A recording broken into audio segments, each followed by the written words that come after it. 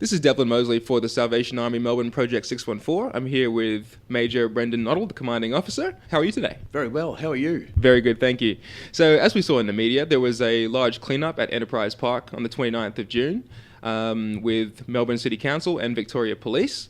If you could just explain what that cleanup was about and why it was undertaken. Basically, there was concern about an increasing number of structures, particularly tents, that were being set up down there. And the reality is, right across Victoria, there are bylaws that state that you can't erect tents in parks or under bridges and things like that. So really the council and police were responding to that particular bylaw, but there was a deeper concern, and that was around an increasing number of syringes being found in that area. And in fact, when the cleanup happened, there were over 200 syringes found in that location. So the reality is that location at Enterprise Park is used by a wide range of different groups. So there are school groups that visit the Melbourne Aquarium right next to Enterprise Park, and then they have their lunches in Enterprise Park.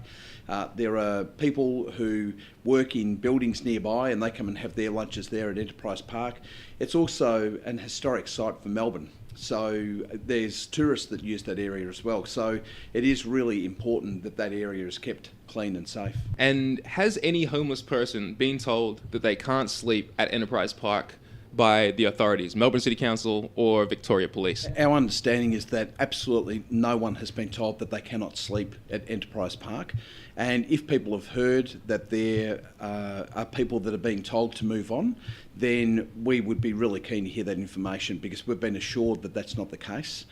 And the reality is that park, like parks all around the city of Melbourne, are places for all members of the public, including those that sleep rough. And so our understanding is that if people want to sleep rough, they can. The difficulty is when people start to erect structures like tents, that becomes an issue, but and particularly an issue of safety, because we've had reports and our staff have actually seen young women, so we've been told not necessarily underage, but young women coming out of tents with much older men, and it causes concerns for members of the public when they see that sort of thing happening. So that was another major trigger for those structures being taken down. And what, in your opinion, is the most important course of action to positively impact Melbourne's homelessness situation? I think the reality is that the City of Melbourne and agencies in the city cannot be held totally responsible for addressing the issue of homelessness. The reality is that people that sleep rough in the City of Melbourne are never ever just homeless. They often come with a whole range of complex issues. And those complex issues, not always, but often emerge when people are young. So it could be an issue of trauma. It could be an issue of a serious mental health concern. It could be an addiction issue as well. And not always, but often those issues emerge in the suburbs, in regional and rural areas, many years prior to someone sleeping on the streets. So we really believe that not only does investment need to happen in the City of Melbourne, so that we're able to do everything we can with people that have been rough sleepers, particularly rough sleepers for some period of time, and we need to get them off the streets and get them safe accommodation that's got all the supports that they need to help get them on their feet. But there needs to be equally, if not more importantly, significant investment into early intervention and prevention in the suburbs, regional and rural areas. So the issues are addressed early before they become exacerbated and they manifest themselves into really serious and complex issues that cause people to end up in the streets. The other concern that we have is there's 32,000 people on the waiting list for public housing in the City of Melbourne. And our understanding is that there were only 80 new houses built for public housing last year. That was in response to 32,000 people on the waiting list. So there is a crisis really when it comes to a distinct lack of affordable housing for people, and that's an area that really has to be addressed as a matter of urgency. 32,000 is a massive waiting list. That's unbelievable. So you've recently agreed on a 10-week trial of a 24-hour safe space in the Salvation Army Melbourne Project 614's Hamadava Cafe. Can you explain a little bit more about this new initiative and who's involved?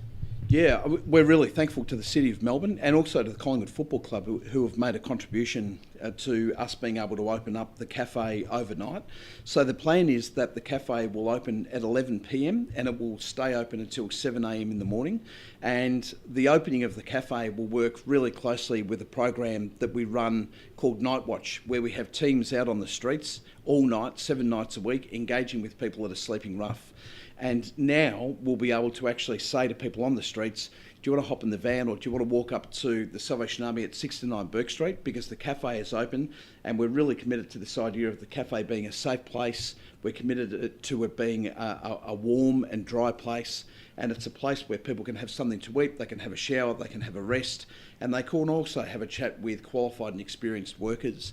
And referrals will be made to other agencies and other parts of the Salvation Army for the next day. So we really believe that this is a significant step forward in helping address the issue of rough sleeping in the city. We don't see it as the answer, but we certainly see it as something which is going to be very helpful. Excellent. And finally, if there is somebody who is homeless or is somebody who needs help, where do they go for help? Who do they call? What do they do? Yeah. I think there's two things. One is there's the Salvation Army's 1-800 community number, and anyone can call that number at any time of the day or night. So it could be a person that's sleeping rough, it could be a concerned member of the public, it could be police, PSOs, people that run businesses that are concerned about someone sleeping rough, and we'll get a team out to that person as soon as possible. We're not security, so our work is not around moving people on, but it's certainly about building relationships and trust with people that are sleeping rough and doing everything we can to get them the help that they need.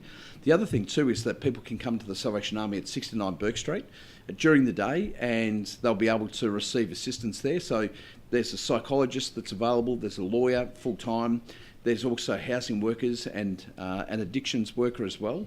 And then the new initiative is the cafe being open overnight starting next week, which will be hopefully a good support to people that are doing it tough as well. Well, thank you for chatting to us. Major Brendan Nottle from the Salvation Army Melbourne Project 614. For more information on the programs and services available, you can download a free app on Android or the Apple Store, Salvos 614.